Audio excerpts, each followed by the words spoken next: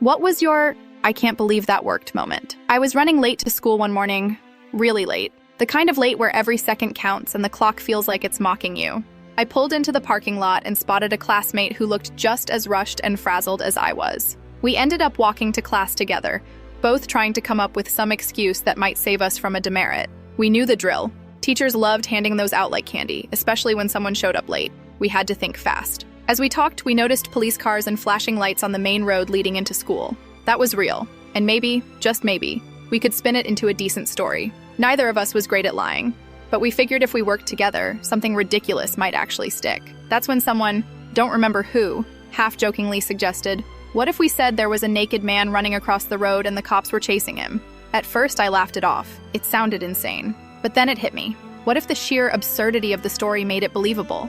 It was so wild no one could possibly think we were just making it up.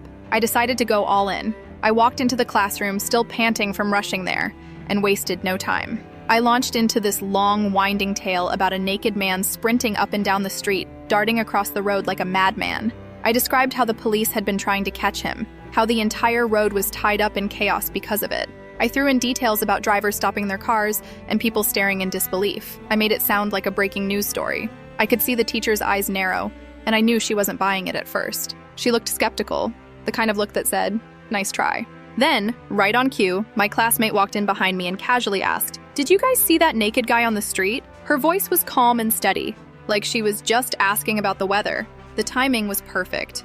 The deadpan delivery was everything. The teacher blinked. Then, almost out of nowhere, she laughed. Not a sarcastic laugh or a condescending one.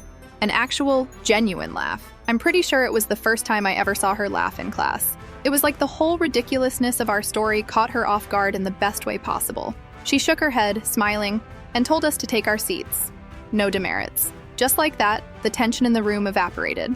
The whole thing felt like a small victory, not just for avoiding punishment, but for somehow turning an impossible situation into something funny and real enough to work. Looking back, it was the perfect example of how sometimes the most outlandish ideas are exactly what's needed. No one wanted to deal with a boring excuse, and maybe the truth, mixed with a little crazy, was better than anything else we could have said. We never got called out for it later, and I don't think the teacher ever confirmed if it actually happened. But for us, that morning was something else. It was the day a naked man running across the road saved us from getting in trouble, even if just for a little while.